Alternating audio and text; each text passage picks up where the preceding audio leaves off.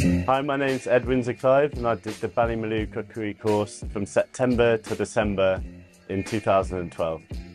We have a bespoke catering company called Kitchen 94.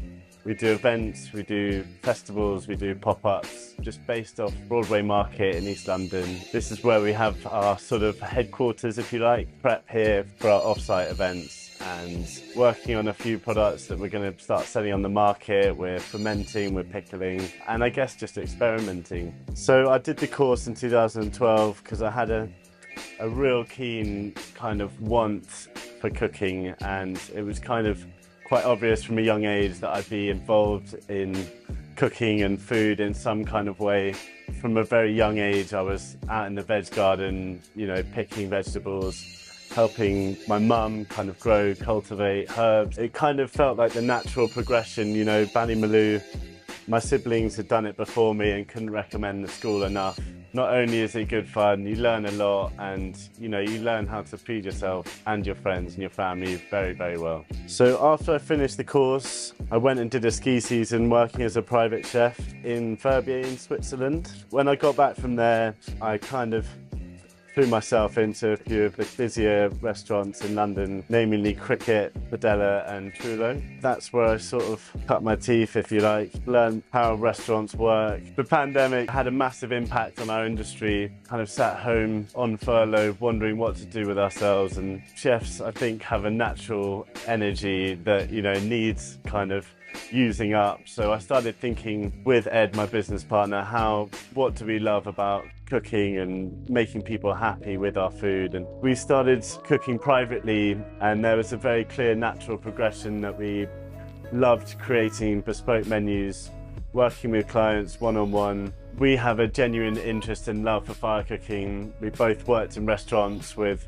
quite busy grill sections, myself at Trullo and Ed at Ottolenghi's flagship restaurant called Rovi. Got a real taste for fire cooking there. You know, we sort of love the primitive style of cooking on fire and how fire cooks food in a very sort of interesting way. The whole animal kind of side of things, the asado sort of South American style of cooking is really interesting, and just started snowballing from there. We started creating really interesting Mediterranean themed menus and Indian themed menus and, you know, Middle Eastern themed menus, you know, drawing on what we learn in restaurants, using that knowledge and using the little techniques that we picked up, the spice mixes, the paste, you know, and flavoring whole lambs with Baharat spice mixes and cooking that over fire and serving it with labneh and confit turnips, and make people think, you know, wedding food doesn't have to all be the same. It's kind of the brainchild of Ed and myself. We lived together about 9 years ago now,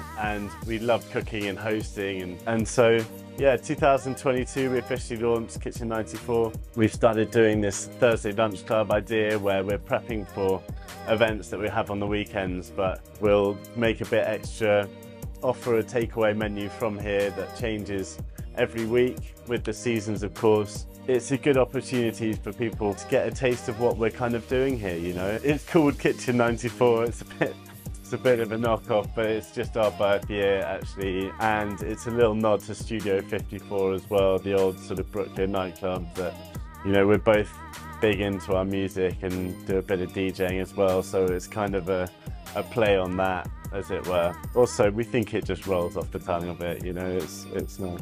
Ballymaloe for me, in essence, was being surrounded by people all that have the same kind of goal at heart. You're all there because you have a genuine interest in food and seasonality and how to grow, how to sow, how to cultivate vegetables, herbs, milk cows for cheese. You know, it's such a process-led place that strips everything back. Everyone starts from the same place, and it gives you a real genuine understanding of how to proper techniques in the kitchen, tutors that are helping you through absolutely everything.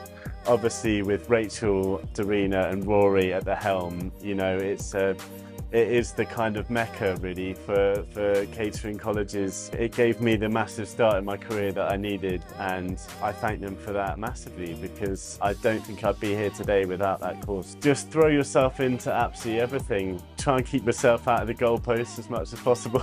Get up early, go and do all the extra things, because you know, those extra loaves of bread in the morning, and working in Ballymaloe House I would definitely recommend, because you get a kind of feel of what service is like. Go and spend time in the garden, go and ask questions. You know, you're there for 3 months, which can seem like a long time on paper, but it goes like that. You know, you have to really get as much out of it as you possibly can, because once you leave there you'll be yearning to go back at every opportunity.